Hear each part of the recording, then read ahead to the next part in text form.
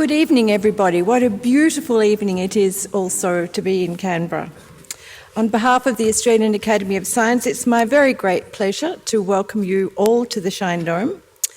I'd also like to welcome those who join us online tonight as we live stream this second lecture in our 2013 series, Australian Science Global Impact. My name's Suzanne Corey, and I have the honour of being the current president of this academy. This year's public lecture series is very exciting. The Academy is very proud to be bringing to you some of Australia's most significant scientific breakthroughs, innovations, and world-changing research. And tonight is a special treat because we're going to hear from Professor Brian Schmidt, not only as Australia's most recent Nobel Prize winner, but an astronomer of international repute, and also because he's kindly convened this series. And with this series, the Academy is celebrating the centenary of Canberra, and this is one of many wonderful science events that will be taking place in their capital this year. Brian has brought together from the Fellowship of the Academy a stellar series of very impressive speakers, including the bionic ear inventor, Professor Graham Clark, obesities and systems expert and star of ABC TV's Great Southern Land, Professor Steve Simpson, and of course the cervical cancer vaccine inventor, Professor Ian Fraser. And next month, we're going to hear from Professor Jenny Graves, who I'm pleased to see is here with us in the audience, a geneticist and self-confessed sexpert, whose work on deciphering the marsupial genome has far-reaching implications for mankind and humankind. Tonight's lecture has been proudly supported by the Cochlear Foundation and the entertainment sponsor is the Australian National University. Now, just a bit about Brian. I'm sure most of you know a lot about Brian now, but he's an Australian Research Council laureate at ANU's Mount Stromlo Observatory. And it's interesting to look back to a DVD made for the Academy's Interviews with Australian Scientists that was made in 2001. In that interview, Brian declared that in 10 years he would like to be, and I quote, unlocking the fundamental mysteries of the universe. 10 years after that interview, in 2011, he won the Nobel Prize in physics. I don't think many of us have had the audacity to take 10 years to get to the absolute top. And of course, his Nobel Prize was for his contribution to the discovery that expansion of the universe is accelerating. Brian is still unlocking the mysteries. He currently leads Mount Stromlo's effort to build the SkyMapper telescope, a new facility that's going to be providing a comprehensive digital map of the southern sky from ultraviolet through near-infrared wavelengths. Brian was made a Fellow of this Academy in 2008. And through his membership of the Academy's Council, I know him to also be a passionate advocate, like I am, for quality science education and a scientifically literate society. He's also a very enthusiastic amateur viticulturist. I'm hoping to have a taste of this later this evening. And I believe he has a very successful line in Canberra Region Reds. But tonight's lecture is about the stars, not the Shiraz. And Professor Schmidt's lecture is entitled Exploring the Last Frontier, Australia's Pioneering Work in Astronomy. Please welcome Professor Brian Schmidt.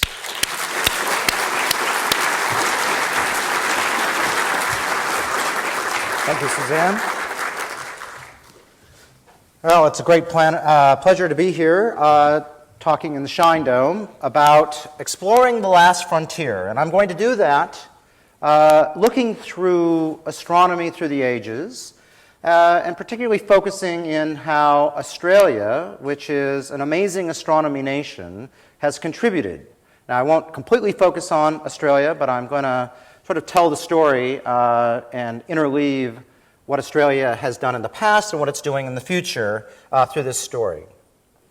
Just in case there's anyone from the Australian Taxation Office, I want to assure you that my winery is not amateur at all, purely professional. And on that moment, let's move forward. Now, one of the things that we as scientists have to think about is how we do science. One of the most important things that we want people to learn about when they take a science class are not the facts, but rather the process. And so that process is something which astronomy is a particularly good illustration of how things work in science. Really, astronomy is at the foundations of the birth of science. And if we look at that, let's go to, for example, the universe as seen by Copernicus. Now, Copernicus was not an observer like myself. He was really a theoretician. He thought about how the world should work.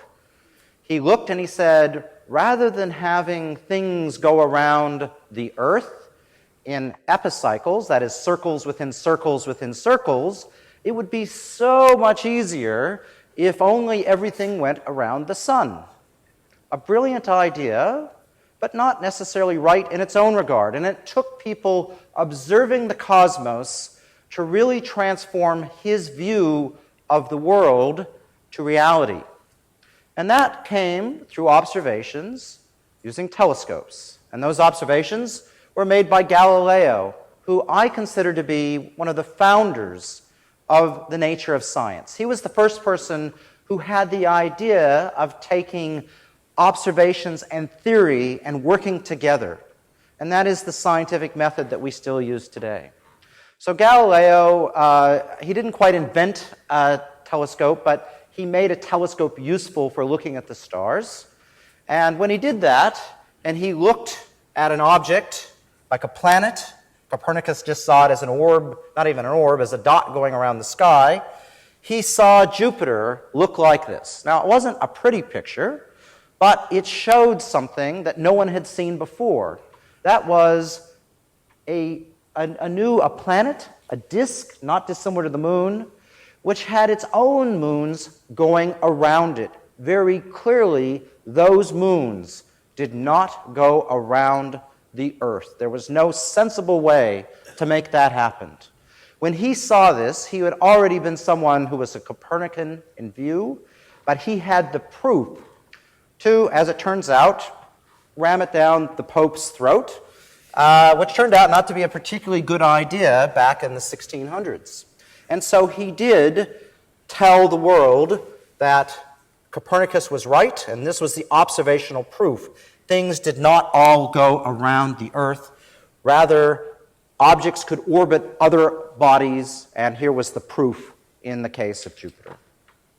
So when we look at and use telescopes, we can go through and we can do all sorts of tests of theories.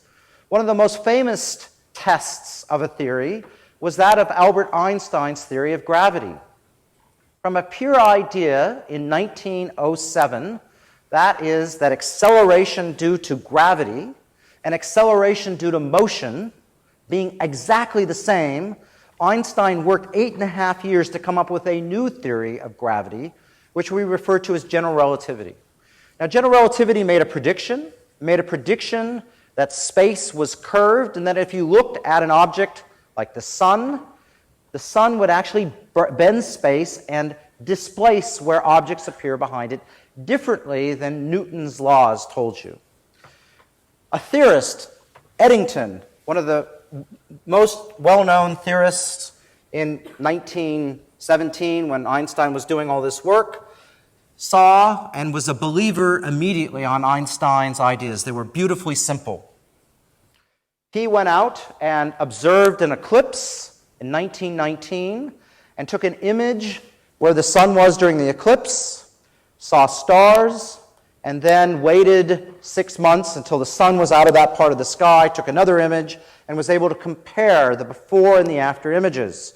And from that, in a great headline that made Einstein famous overnight, he said, "Relativity is right from pure thought, Albert Einstein, has invented the theory of gravity.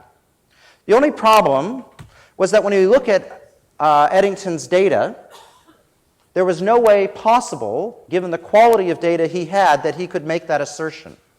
Hence why I always say, let theorists work on theory and let observers work on the data. The real experiment that showed this to be true was done in 1922 in Western Australia by two American astronomers from Lick Observatory. Here is their data. Their data has the advantage of actually being capable of measuring the effect produced and is really the definitive proof that general relativity was correct. Fortunately, they don't get a lot of credit for it. Eddington does. So telescopes, as you will see, are the lifeblood of astronomy. They are instruments, just like all disciplines typically have technology in the form of instruments to investigate the world. It may be as simple as a geologist's hammer, or, as I will show you, incredibly elaborate telescopes that are some of the most expensive instruments on planet Earth. So telescopes are everywhere. We have one. Our eye is a little 5-millimeter telescope. That's how we see things. Now, I can be dismissive of it, but it works very, very well. But we can improve on it, and that's what Galileo was able to start doing by building a larger telescope than our eye, and that allowed him to tell that Jupiter had moons orbiting. Now, larger telescopes do a couple things for us. One, they collect a lot more light because they're bigger than our eye. Our eye is tiny. They greatly improve detail, and that's because of quantum mechanical effects. Our eye is so small, we have an effect called diffraction.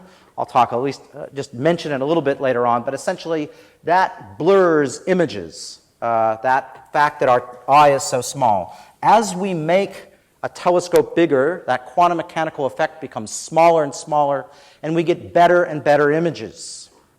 And it turns out, in addition, we can add things to a telescope. For example, a photographic plate, which can stare at the sky for an hour, or a modern CCD detector, which is 100% effective at collecting the light. Well, it's not 100%, but it's greater than 95%, where our eyes are really not very good detectors. So all of these things enhance our ability to see the nighttime sky. Now, if you go through and instead of taking a picture of Saturn through a telescope, you actually go there with a probe and snap a picture, that's what Saturn looks like up close, just using a nearby, essentially a digital camera up close and personal. Now, when we go through and use a telescope, for example, if you want to see what Saturn looked like to Galileo, his telescopes were small, but the optics weren't very good, and that's sort of what Saturn looked like to him. He described it as the planet with ears. He couldn't tell it had rings. It had ears. You know what was funny, though? Now, if you have a modern telescope, for example, in your backyard here in Canberra, this is about what Saturn is going to look like. It's blurry. It's blurry, though, not because of your poor quality of your telescope, but rather the fact that Canberra is only 550 meters above sea level, you're down in a valley, and you have a lot of turbulence above you. Turbulence in the atmosphere is how the atmosphere blurs images. If you ever drive from Sydney to Canberra, which I'm sure many of you do, and you come by Lake George, if you look out at Lake George, you will notice that there is almost always a mirage as you look across Lake George. You will see the other shore popped up, essentially upside down. Look at it closely if you haven't noticed. That is caused by, in this case, a low layer of air which acts as a magnifying glass. Well, all above us, the atmosphere acts as tiny little magnifying glasses, and that turbulence causes images to be blurry. And so if you were to, for example, go to Siding Springs up in Coonabarabran, and you look through one of our 1 meter or 2 meter telescopes there, Saturn looks about like this. And there is one of the better sites in Australia. But there also, a star up close and personal. This is what a star looks like as we take an image of it. It's moving around and being distorted by the atmosphere. And that's ultimately why we're not building larger and larger telescopes here in Australia, is that we do not have high enough mountains in dry enough places near oceans with a westward wind like you would want to have the stillest atmospheres in the world.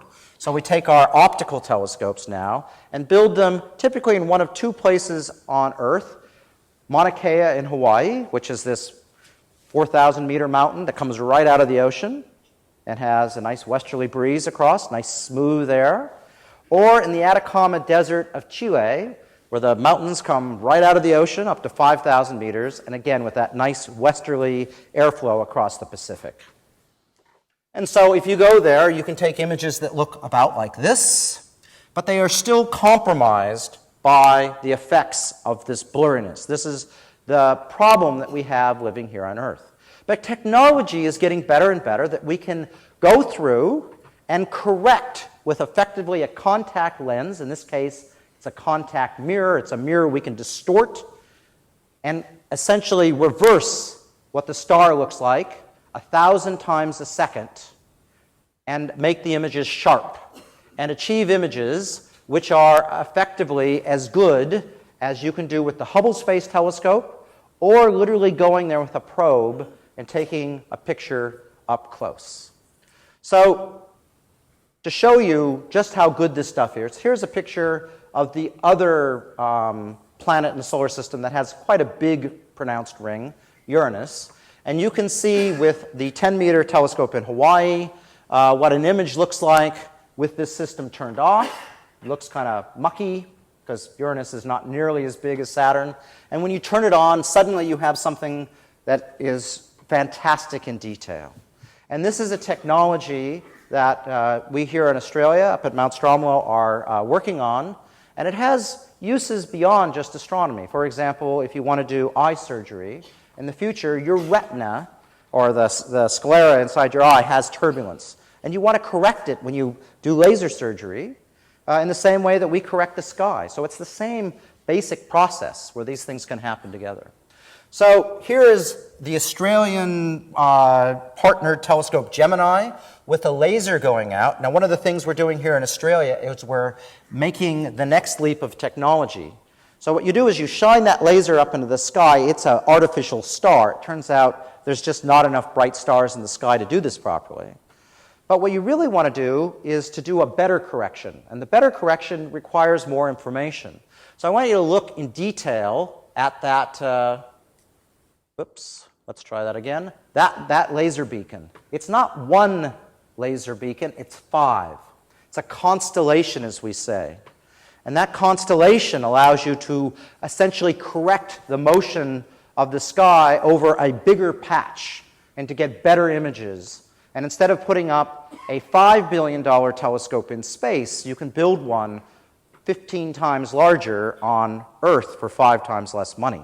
So it's a real reason to try to use this technology.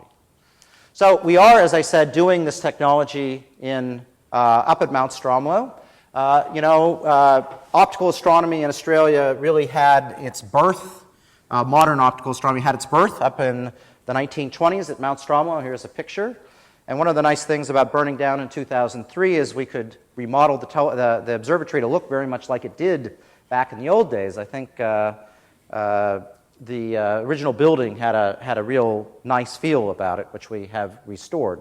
But it also allowed us to equip ourselves with one of the best instrumentation facilities in the world.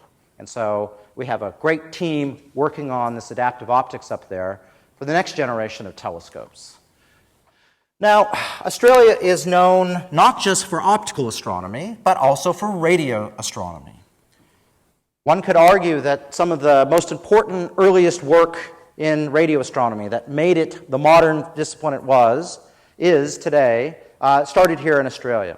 And it started really with this woman, Ruby Payne Scott, who I'll tell you a quick story about. She was a physics graduate from the University of Sydney, and she worked on radar installations for World War II, of making them light and easy to deploy. And she had, relative to most of her peers, a very strong mathematics background. And so she was able to figure out how, when they, after World War II, had these facilities just outside of Sydney, where they had these essentially World War II radars, looking out over the sea, how to take and get new information that no one had ever thought about before. The sun turns out to be emitting radio waves, and that had been realized since the 1930s. But what she was able to do was to use math to come up with a new way to learn new things. And the idea is the following. If you have the sun shining light down, and then the sun also shines down and reflects, you get this interesting situation where these light waves are coming this way, and these are coming this way. And when you have light waves coming different distances, you can get what we call constructive and destructive interference. And so we're all kind of used to this with water waves. And if anyone has ever done water skiing, they will know that if you come by another boat, the waves from your boat and the waves from the other boat sometimes get together to make very big waves. And if you hit those, you will fall down. But the idea is that when the waves come together, you can get a bigger wave. And when they are essentially completely apart, they can actually cancel each other out.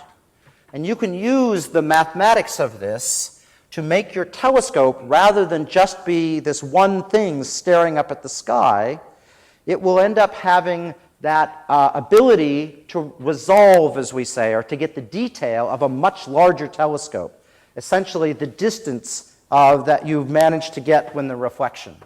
This is known as interferometry, and it is the fundamental way that we do almost all of our radio observations today. It allows your radio telescope to overcome the quantum mechanical limitations of radio waves, which are 100,000 times bigger than light waves, and so the quantum mechanical effects are much, much worse.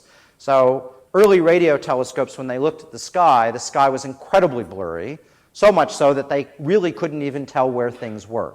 So they knew the sun was the sun because they could see it moved across the sky, but other than knowing that there was this object that moved across the sky, they would have been very mystified about exactly what was going on.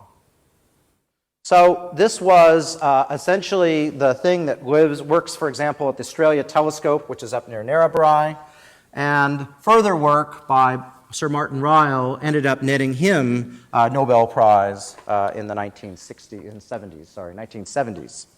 And so that really had its beginnings here in Australia, and I think many of us Australians feel as though perhaps we were shorted, that we didn't get our first Nobel Prize for this work done by Ruby Payne Scott.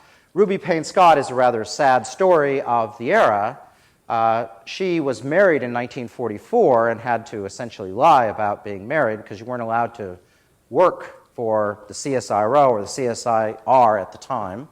And then when she became pregnant in 1951 and started showing, she had to resign her position with quite a bit of acrimony. So she really only did her work for 5 years, but had a huge impact. She was the mother to two quite extraordinary people, including one of Australia's most renowned statisticians who was a member of this academy, Peter Hall. And so her legacy has endured, but I think it's worthwhile reflecting on how much we have come compared to the 1940s, but it is also worthwhile reflecting on how much capacity we lost, especially in her case, but she is, of course, just one of many people who were lost for that reason. All right, so telescopes really go back to the beginnings of all of astronomy. The first big telescopes were built in the 1700s, and they were huge monstrosities, but they allowed us to go out and do new things. Since the time of the ancients, we knew we had planets that went around the sun, but they only knew about Saturn. And it was through a telescope observations by Herschel that they were able to discover a new orb that went across the sky. And that orb was eventually named Uranus, the new planet discovered because it was so faint it was essentially not visible with your naked eye. And Herschel went through and scanned the skies, and that was the only object he found. But this is where things get interesting, because you can use theory, and you could use Newton's theory to look at Uranus's orbit around the sun, and it didn't quite match the theory of what Newton proposed. And a theorist of the day in the 1840s, Leverrier in Paris, realized that he could fix the theory with the observations by simply adding another planet to the solar system. A very simple addition, no change of anything other than a new planet. And he calculated where that planet should be. He published his results. Actually, he told a friend about it, a German. The French and the Germans actually worked together in the 1800s as well, only rarely, but in science. And so he sent his predictions off to Germany in Berlin, and the planet was promptly discovered based on observations meeting theory. Again, the theory was the idea. The observations showed that the theory was correct. So much work went through in saying, are there additional planets beyond Neptune? There were poor observations that suggested maybe there was, but nothing emerged until a systematic survey was made of the entire sky, not based on any theory, but just because we can do it. And Clyde Tombaugh went through and searched the entire northern sky, and in 1930, he presented his observations, and you can see at the tip of the arrow a tiny little smudge on 2 photographs had moved in the 6 days between these 2 images. And this turned out to be an object beyond Neptune, which we now know as Pluto, and was the last planet discovered in our solar system, because, of course, in 2006, we decided to change the rules of the game and demote Pluto from a planet to a dwarf planet. And the reason we did that was due to technology. And that technology was digital detectors that could scan the entire sky. And here are the images that, here's the images of a new object. And I want you to look at the tip. There's this object right here that is moving across the sky. Now, this object was much fainter than Pluto, but it was also further away. It was given a name Eris, and it was realized this object was bigger than Pluto. So I have to admit, in 2006, I voted to keep Pluto a planet, my view being once a planet, always a planet. But I was overruled by my colleagues, who I still think were wrong, but anyway, such is life. But we now know that Pluto has at least one object that is bigger in it than the solar system. In the solar system, there may well be other objects we have not discovered, and right now we have the ability to go out and look for those using the better digital detectors we have and new generation of telescopes. So one of those is the SkyMapper telescope that I lead. It is a telescope reborn from the ashes of the 2003 bushfire, and this telescope has the ability to scan sky faster than any telescope before. It has a huge digital camera, 268 million pixels, and that allows us to take images which are immense in scale. And so if you ever go out and look to the south, you will see a smudgy patch called the Large Magellanic Cloud. It contains about 10 billion stars, so have a deep thought when you look at it. 10 billion stars in that smudgy patch. And normally, you have to spend months taking an image of the whole thing. We can do about half of it in one go. And so relative to, for example, the moon, we're getting an image which is 1 million times fainter than your eye can see. We can do that in 60 seconds, and the image is about 25 times bigger than the full moon. So in a night, this new system can take a terabyte of data. So one of the things that we will be doing, of course, is scanning the sky for objects like Pluto that are yet to be discovered. But really, there's a whole host of other things we can do. And we had a bad scare on the 13th of January. This is right after the next day, and you can see our observatory at Cunabara, 9 years, 361 days before the 18th of January 2003, or after 2003, our observatory up at Cunabara nearly burned, but using the things we had learned, of course, from 2003, none of our telescopes were destroyed. They are a little singed still. So a close call, but we do learn. Unfortunately, observatories in Australia are places on hills that burn, so it's just part of doing business here. There is a much larger scale version of SkyMapper that the United States is about to commence building. It will be called LSST, or the Large Survey Synoptic Telescope. It is a factor of 20 times bigger than SkyMapper. It will have a 3 billion pixel digital camera, and it will start where SkyMapper lets off. Probably not ready to go till 2022, and it will be located in the very clear skies of the Atacama Desert. So these things are really there to do a census of the sky, because astronomers do their experiments. We don't have labs. Our lab is the sky. And in order to do experiments and ask questions, we need to have objects in the sky that we can use as our experimental apparatus. And so, in our case, SkyMapper, for example, will be looking at asteroids, looking at comets, dwarf planets, stars, galaxies, exploding stars, distant black holes, and everything in between. So a very comprehensive program which we can then use to ask the scientific questions that we want. So one of the big questions in astronomy right now is discovering planets around other stars. That turns out to be something that has become possible in the last 10 years. Now, we don't necessarily use a telescope like SkyMapper or the LSST. Rather, we can use very specific niche telescopes or niche instruments. And one way that we can do this is by literally measuring the motions of the objects around other stars. So I need to tell you a little bit about how astronomers do their business. And what we do when we use a telescope, typically rather than just taking a picture, we take what we call a spectrum. That's where you spread the colors of the rainbow out into essentially this rainbow color. And then we use the fact that every element has a fingerprint of color where it either emits or absorbs light.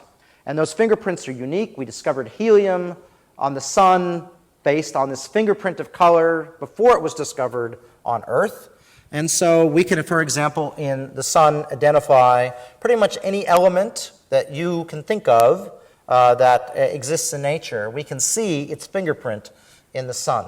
And so every element has its own little pattern. Now, thanks to the Doppler shift, the idea that when an object is moving compared to, for example, the speed of sound or the speed of light, the waves, or the light waves, get shifted by the motion. And these shifts allow us to measure very accurately the velocity of the object.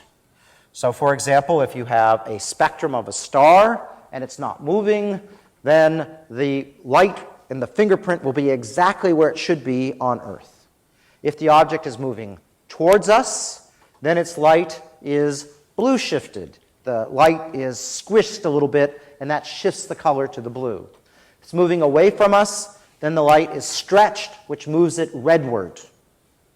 It's analogous to sound, which when it gets squished, it raises in pitch. When it gets stretched, it's lowered in pitch. For light, that's color. So imagine you have a planet orbiting another star. Now, one thing that we always forget about is that when the Earth orbits the sun also goes in a little circle. It goes around a circle around the center of mass, as does the Earth. So the sun is doing a tiny little motion every 365 days because the Earth goes around it. We both tug at each other. And as the sun moves around, then the spectrum of of the sun, or another star that has a planet around it, will shift back and forth as we watch the planet go around it. And we can go through and weigh the planet, because a bigger planet, of course, will cause more gravity, cause the star to move more, and so the spectrum, the fingerprints, will shift more over time.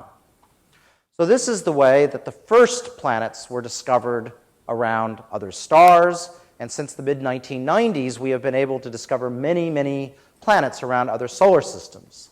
So here is the Anglo-Australian telescope just before the fire of a month of January went over the top of it. It was again singed, but is now working again, fully operational. And the Anglo-Australian telescope has been doing work in this area for more than a decade. So the other method that we can use is the method that Captain Cook used when he came on his way to Australia back in the 1700s. As you recall, in a kind of, an ironic situation, that science is what paid for Cook to do what was ultimately a military mission to go out and explore the continent of Australia, which they had good reason to know existed. And so I can promise you now that I have never seen science fund military or defense operations in a modern country, but it shows the regard that science had back in the 1700s, where science got the money first, and then they had to help out the defense aspirations along the way. So the reason Cook was sent down to this part of the world was to look at the transit of Venus. And as Venus went in front of the sun, it turns out if you time that very accurately and compare it to an observation made on the other side of the Earth, it's possible to measure the distance to the sun. And that's because we see different perspectives, and just like if I look at a distant object or my finger and I blink my eye, I get parallax. That is, I see my finger move relative to a distant object. The sun apparently moves because it's more distant than Venus. And that technique was used by Cook and the Royal Society to go through and get the best possible measurement of the distance between the Earth and the sun. Now, we had a transit of Venus. They don't happen very often, less frequently than every 100 years. And when Venus goes across the sun, if you were to look at that as a distant star where it's a point of light, you would see the brightness of the star become a little fainter. In the case of Venus, about 1 part in 10,000 fainter. So not a lot, but still with precision measurements possible. So up at Siding Springs Observatory, we have a niche little instrument called HAT South that we here at the ANU are part of. And this includes 4 small telescopes that look at a big patch of the sky and monitors hundreds of thousands of objects at a time. Now, this is what HAT South saw on the night of the fire. And again, HAT South is once again working again. But I will say, when I saw this image on the 13th, I thought we were finished. I figured this was the end of it. But again, it's good to see that we've been able to recover. So HAT South has discovered its first planets, and here's one of our first ones. You can look and see the brightness of a star, and it dips. And that dip is a planet analogous to Venus going in front of it. We can find objects going in front. And this object is much bigger than Venus. It's more like something several times the size of Jupiter. But those are important objects to understand how solar systems form, even if they're nothing quite like it in our own solar system. It turns out a telescope has been launched called Kepler by the US and NASA and ESA. It has the ability to get above the atmosphere. We can make more precise measurements. Of course, it's about 1,000 times more expensive than our instrument. And it's run out of fuel, and ours is still going despite the fires. But it has been able to find hundreds of potential planets, including some that are remarkably similar to our own Earth system. And so by looking, it turns out, at these dips, you can go through and figure out how bright or how big the planet is. And it has found objects, it's contributed to the 861 planets that we now have discovered using all methods. And as I said, Kepler itself has found some very interesting ones. Kepler found the first Earth-like system. It's an object about a factor of 3 or 4 bigger than the Earth, but it's in that what we call habitable zone where water would be water on the planet. So if you're going to go through and look for life in other solar systems, these are great places to look. Here in Australia, one of the most remarkable findings just earlier, a few months ago, was made by the Anglo-Australian Telescope in a group led out of University of New South Wales by Chris Tinney. And they looked at this rather unexciting star, Tau Ceti, and they discovered a system of planets, of 5 planets, one of which, again, is in that habitable zone, again, a factor of 3 bigger than the Earth. It's going to be a planet not made out of gas. It's going to be a rocky planet, again, in that place where water could exist. The interesting thing about this star is one of the closest stars in the sky, and it is a star very, very similar to our own sun. Why is that important? Because with the new telescopes, we're just right now able to overcome those quantum mechanical effects and start directly looking at the planets. And I promise you, this planet, discovered here in Australia, is going to be one of our first ones to look at, because we'll be able to see the light from the planet. Now, with the current generation of the Gemini telescope, which we're partners of, it's a real challenge. But remember, by making our telescopes bigger, we get more and more sharp images as well as more light. And so in the future, we're going to have the ability to literally look at these objects in situ. Why is that interesting? Well, here is a picture, not photoshopped, a real picture of the transit of Venus. I want you to look what you see here. It's really quite a remarkable picture. You see the sun, you see Venus, and then around here you see this little ring that looks like I've faked it to make it look neat. That is light being bent by the atmosphere of Venus, shining through the atmosphere and coming to Earth. If you look at Venus, when this happens, you will see the fingerprint of its atmosphere shine through. We can identify the composition of the planet's atmospheres in this technique. If you want to look for life, then oxygen, it turns out, is something that you do not expect in atmospheres unless there's some form of life or something funny going on. And certainly if you were to look for things like hydrofluorocarbons, which have quite a strong signature in the Earth, at least they used to until we quit producing them, those types of things will also shine through. So the possibilities are really endless of what we're going to be able to dissect about distant planets. But being able to detect life, if it is out there, is not beyond the realm of comprehension. It's not easy, because my guess is most planets don't have life on them, but it is not beyond the realm of comprehension for the future. And we're going to be using the next generation of telescopes, such as the giant Magellan telescope, which Australia is helping build. This is not one mirror, it's 7 mirrors combined into one to give us a telescope that is, a factor of about 50 times better at looking at things like distant planets. And you can see how big the telescope is relative to a semi-trailer there. It's a remarkable telescope that we are working with Korea to build, as well as a host of universities and research institutions in the United States. That telescope turns out to be small in comparison to what the Europeans are doing. You may have seen 2 days ago that Great Britain has put in their share of this. This is the extremely large telescope. Europeans sometimes don't really give themselves great names. This telescope, 39 meters across, bigger than this room. It will be a remarkable facility when it comes online in about a decade. Now, these telescopes are expensive, but I should say that all of the world shares them, and they have a lifetime of about 40 to 50 years. So if you actually figure out pennies per person, it's not a lot. And compared to, for example, a fighter plane, they're absolutely cheap.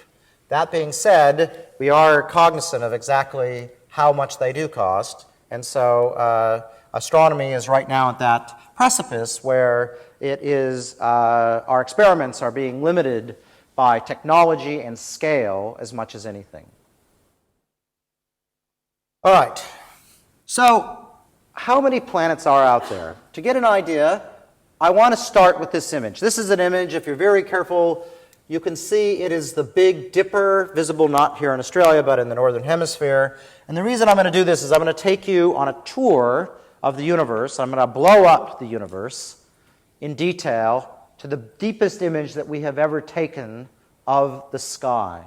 And so as you zoom in further and further, you eventually get to a point where the Hubble Space Telescope was able to look for a period of about a month and take an image in detail that looks like this. There's about 5,000 galaxies, each containing, on average, 100 billion stars in them, in this one chunk of sky. This one chunk of sky, 1/32 millionth of the nighttime sky. So let's put this together and say, what does that mean? How many planets? Well, I have 32 million pictures like that one I could take. There are 5,000 galaxies in each of them, so there are about 160 billion galaxies in the observable universe. Each one of those galaxies contains about 100 billion stars, and that gives us a lot of stars. Many, many zeros. Now, that's so many zeros, it's kind of hard to contemplate how many planets there are in the visible universe. Let's take it and think of something we can comprehend at least a little bit here on Earth, which is the number of grains of sand on Earth. So people around the globe have attempted to estimate how many grains of sand there are on the Earth, and it turns out to be obviously rather hard because the estimates by well-meaning scientists differ by a factor of 1,000. So I'm going to take the highest number that people have come up with, which is that number of grains of sand, and I will note that for every grain of sand on Earth, there are about 100,000 planets in the visible solar system, in the visible universe. So the number of chances of, people say, is there life in the universe? The answer is, I don't know. I just know there are certainly a lot of chances for life in the universe. So, while we're thinking big, let's think about how we all got here. Now, the reason why I can say there's only 160 billion galaxies in the visible universe is because I literally can see only part of the universe. There is a visible part of the universe, and that's because light takes billions of years for me to reach me across the vastness of space. But beyond, if I look further and further back in time, I eventually run out of something, which is time. And that's because the universe, 13.7 billion years ago, began in what we call the Big Bang. So why it began, I do not know. I would argue that is a religious question, or at least one of that era, that ilk of questions. And as a militant agnostic, that is, I firmly believe I do not know, I'm unprepared to speculate why the universe began in a Big Bang. I just know from observations that it did.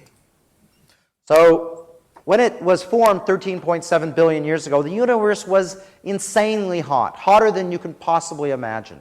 So hot that out of space itself, atoms and things, particles, could suddenly come into existence through the process of E equals mc squared, where you can take the energy of the heat of the universe and spontaneously create particles by taking energy E equals mc squared and creating mass. And during that time, the universe was full of particles that were being formed and destroyed continuously. As the universe expanded, the universe is expanding. Now, that's another talk, but I just want you to accept my word today that the universe is expanding. As the universe expands, just like, for example, a piston in a car, if I take a piston in a car and I expand it, that causes the air or whatever's in that piston to cool off. If I compress it, it heats up. And so the universe was expanding and was cooling. And as it cooled, it eventually got to a temperature not dissimilar to the temperature in the center of our sun, about 800 million degrees. Now that's hot, but that is a temperature that is in the center of, for example, a hydrogen bomb. So it's something we can create here on Earth, and it's something we understand the physics of very well.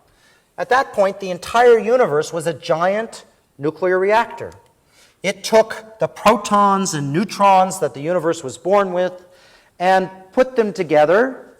The energy was sufficiently high that you could essentially ram together a proton and a neutron together, and it formed a new element called deuterium. Deuterium, also known as heavy hydrogen in the World War II novels. They always talked about the Germans wanting this heavy water. Well, it had deuterium in it. That's a hydrogen atom with an extra neutron. Now, deuterium, the reason why the Germans were thought to want deuterium is because deuterium turns out to be very easy to combine with another deuterium to make helium. And when that reaction occurs, a great deal of nuclear energy is released in, for example, a hydrogen bomb or possibly a fusion reactor of the future. Well, we have them, they just don't make any energy right now because we spend so much energy cramming the things together. But the whole universe was doing this process. And you can use the physics of the Big Bang to precisely predict how much helium and deuterium there should be in the universe. And it turns out, when you do the calculation, the Big Bang should have created about 3 parts hydrogen to 1 part helium with tiny amounts of deuterium, about 1 part in 100,000, and 1 part in 10 billion of lithium. Now, it turns out when we went out and looked for how much stuff there was in the universe, it's pretty much precisely what we have measured. It's one of the reasons we so strongly believe in the Big Bang Theory, is because it predicts what we see. Now, the universe, as it cooled, more exciting things happened. At some point, the universe cooled, and at 380,000 years, it looked like this. This is an image taken from a spacecraft. It shows the universe as it was 380,000 years old.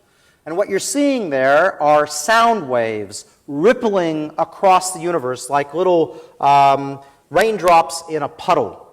And so, using again physics that is more or less exactly like we have here on Earth, we are able to understand those puddles in extreme detail. We can really go through and say, does the universe behave like we predict? And there's a wealth of information in those splashes, and it turns out that because we can precisely predict what we see, we think we have a very good understanding of what happened in those moments after the Big Bang, even though it seems so abstract and far away. When you study those ripples, it turns out that for every atom in the universe, there is 5 times more material which has gravity but isn't atoms. It's material that can go right through itself. And that is stuff that we refer to as dark matter.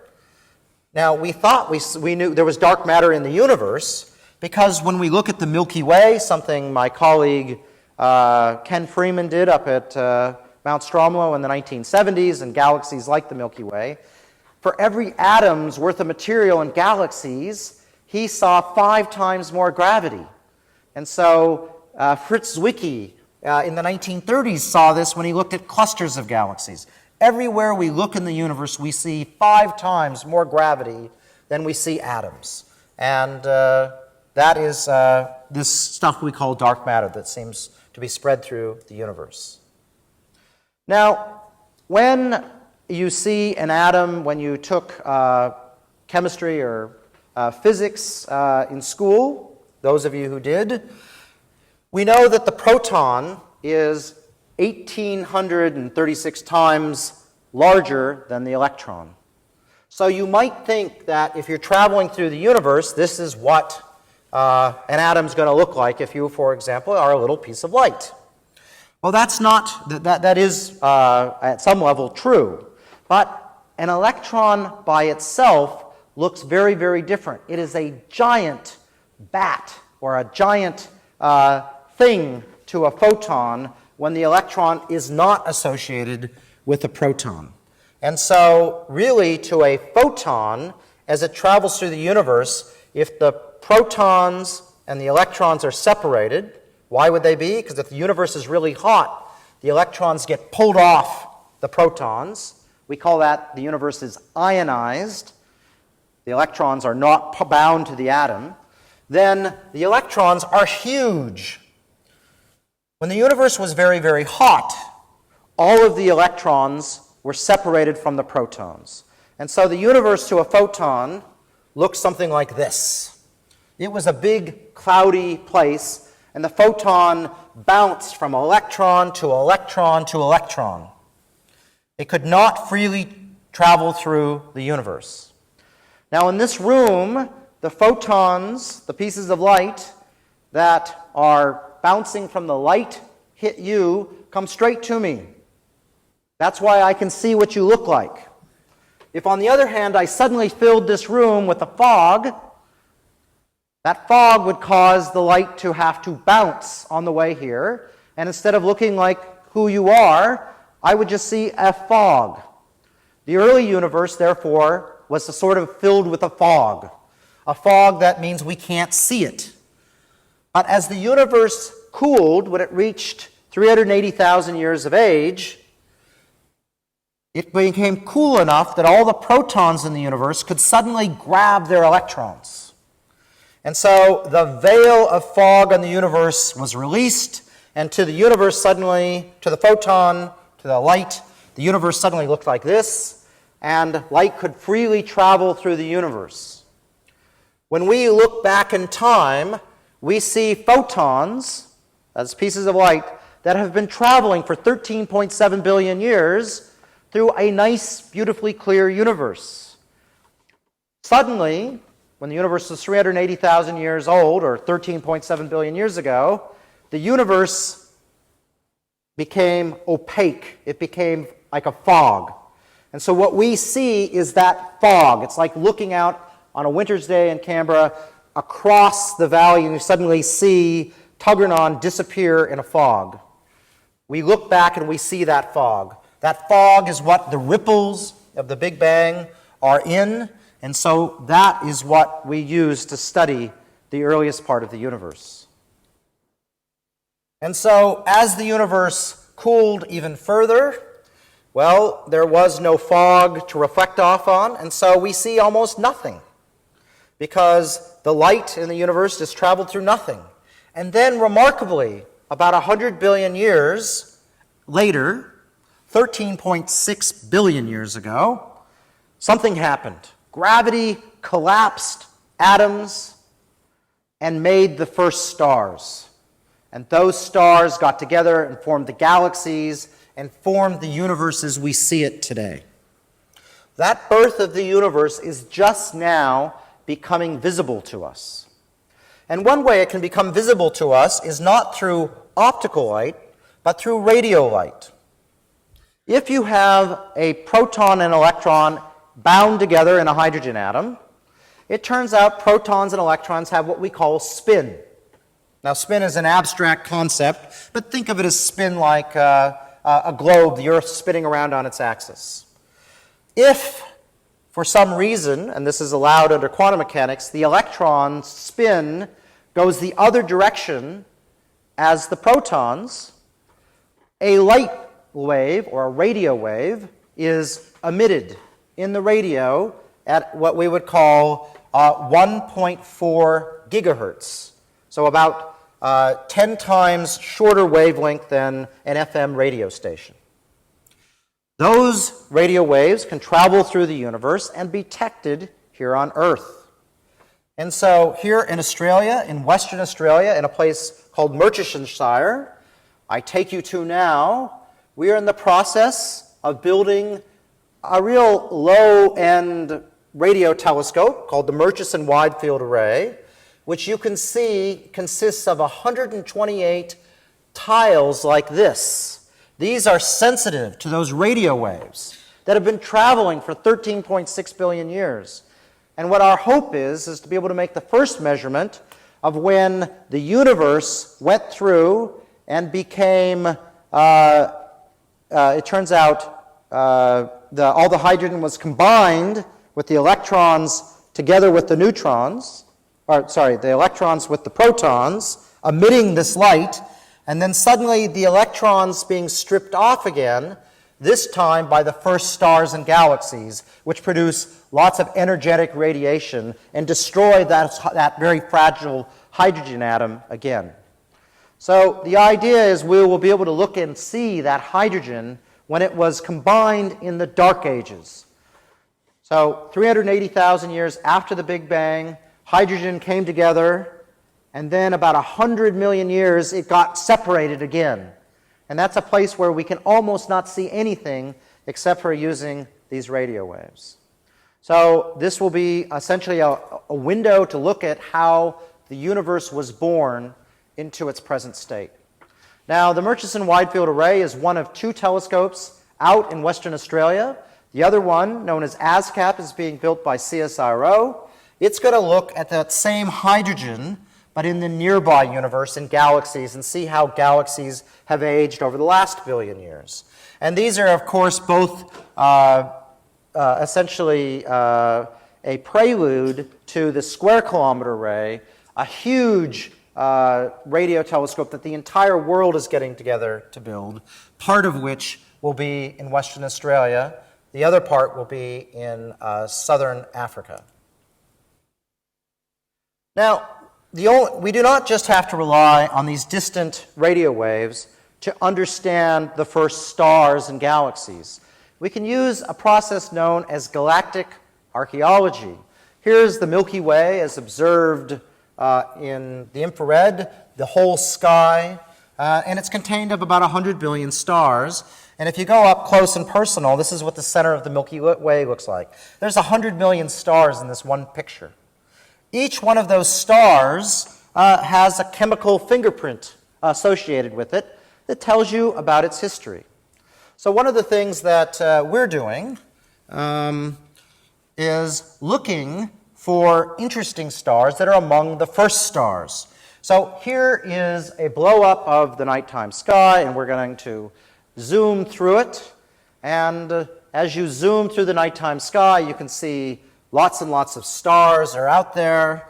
And if you go in and find the needle in the haystack, this one star right here, nothing particularly interested except for it turns out to be the star right now that has the least amount of stuff in it that's been made after the Big Bang.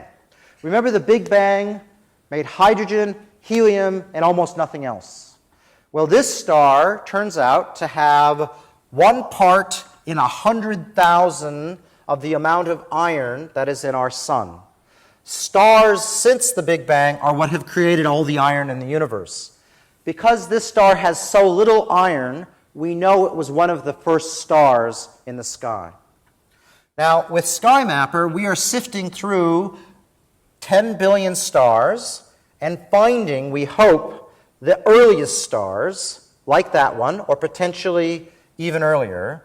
And I expect that we will have some announcements to make in this space in the very near future about finding the first stars. So when we do these measurements, we go through, we find them with our telescope here in Australia. We then go to Chile, using, in this case, the Magellan telescopes, to go through and look at the chemical fingerprint.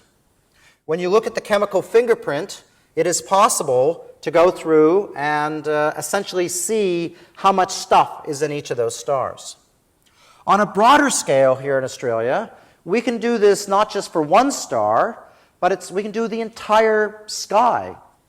We can go through and measure the chemical fingerprint of millions of stars. Now, just like humans, where I can figure out my genetic history through DNA, Stars effectively have a DNA fingerprint, which is that chemical signature. Every star that was formed together as a sibling has the same chemical fingerprint. And so by looking at millions of stars, we can find all the siblings and reconstruct in detail how the galaxy was formed.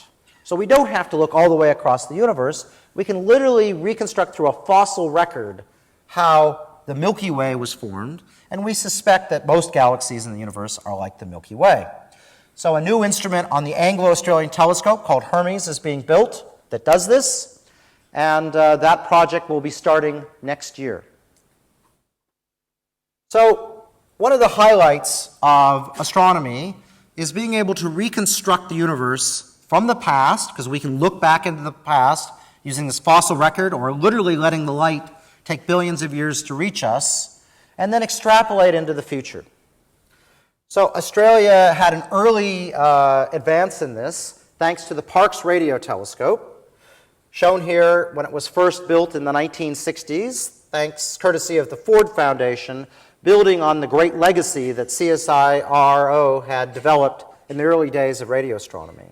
And by simply being really, really smart, the Parkes telescope was able to use the moon going in front of a mystery radio source to tell astronomers exactly in the sky where it had been. Remember, radio telescopes give very blurry images of the sky, and it's very hard to know exactly where things are. Well, the Australians, using Parkes, went through and got around that and told the Americans, who had the big optical telescopes, where to look. And when they did, in this field of stars, they were able to zero in on this object, about 100,000 times fainter than you can see with your eye. It was curious. It had this little jet of material coming out the side.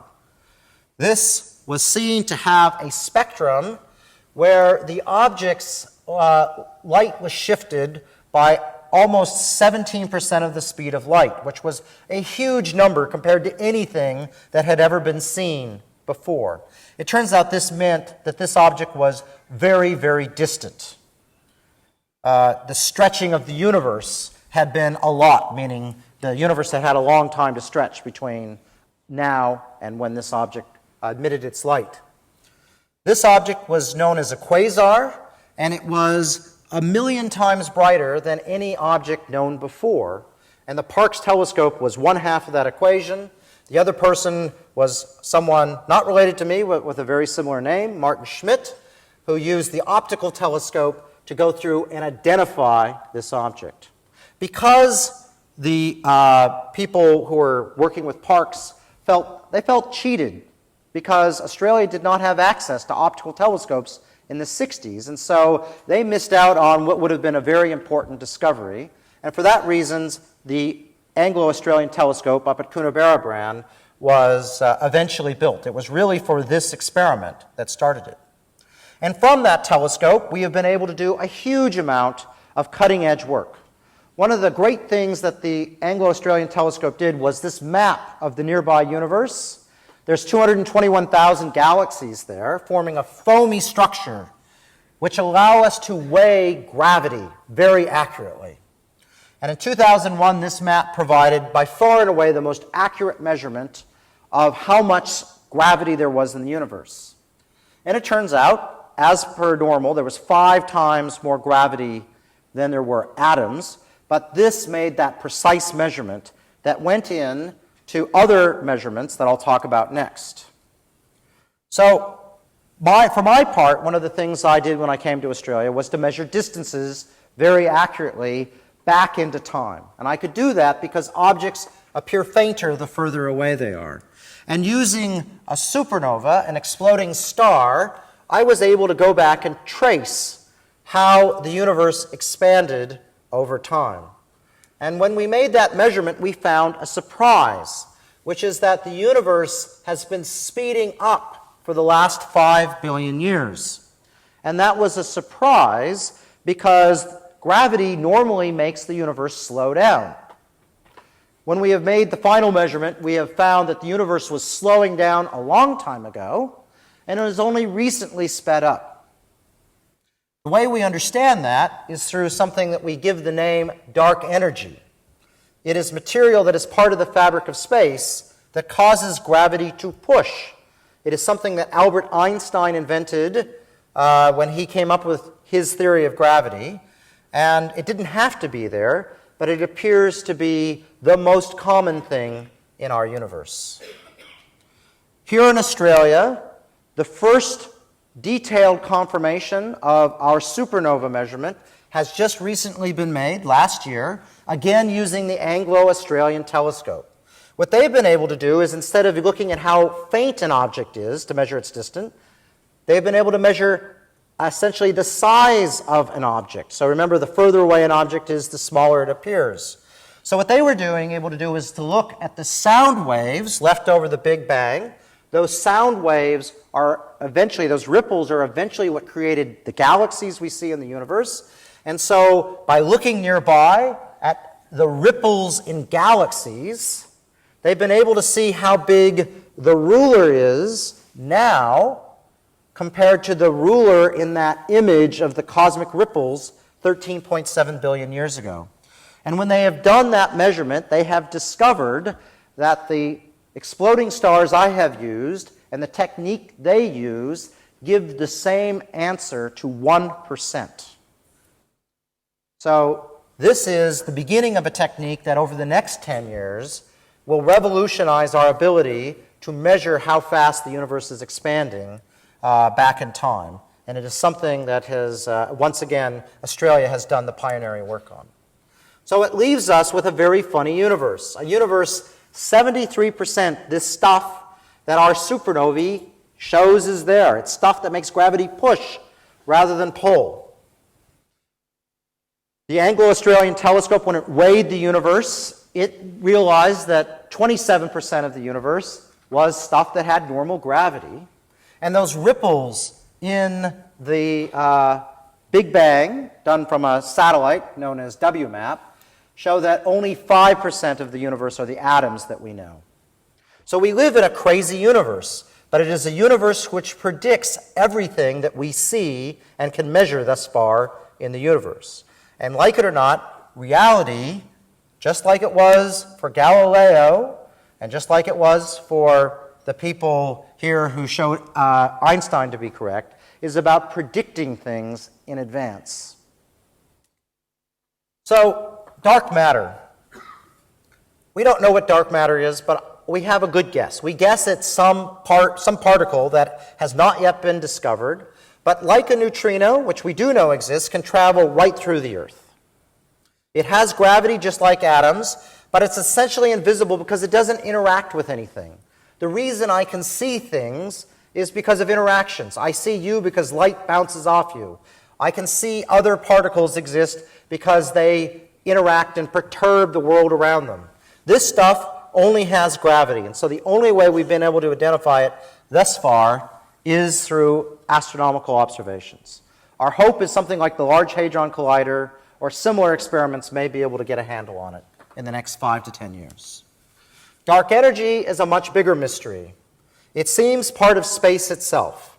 As the universe expands, the dark energy gets created with the created space, and so it gets stronger over time relative to the stuff that's pulling on the universe. And that's why we believe the universe is running away from itself right now. It's getting bigger and bigger over time, because the more the universe expands, the more this dark energy dominates the universe. And since it pushes on itself, it can push harder over time.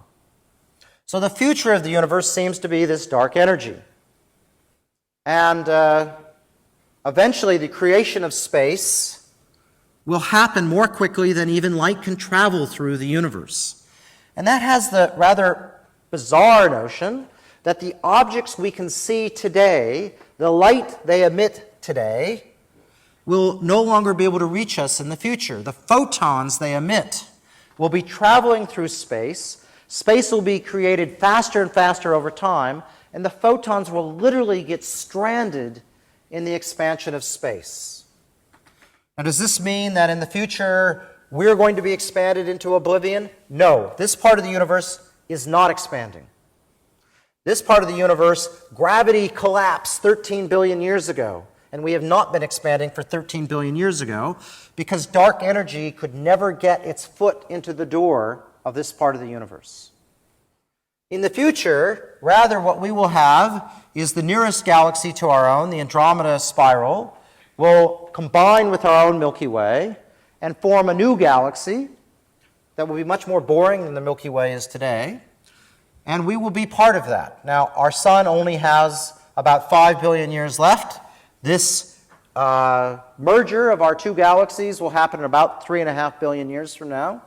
And so in the future, people on Earth, and then, since the Earth's only 5 billion years left, on little stars, which have lives of trillions of years, will look out onto a sky filled with stars, but when they see galaxies, well, there will be nothing to see because they will all be accelerated out of sight. They will look onto an empty universe and not really know about all the things we have learned about cosmology.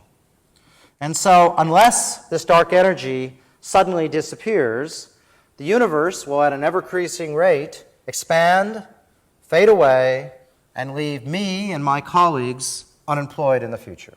Thank you very much.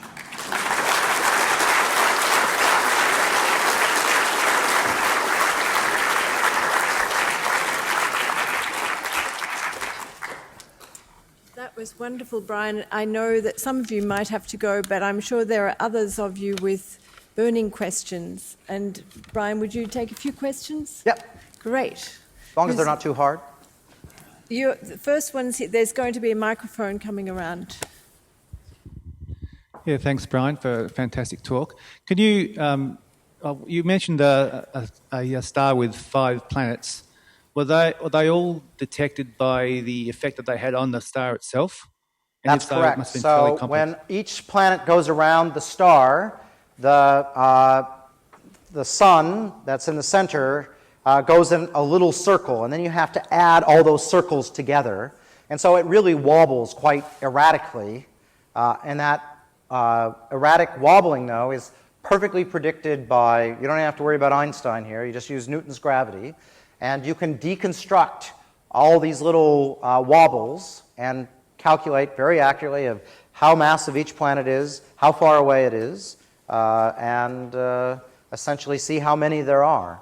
And the better the observations we make, which is really the bigger the telescope, it turns out, the better we can do this. So these next generation of telescopes will improve our ability to do this even more so than what we are able to do now.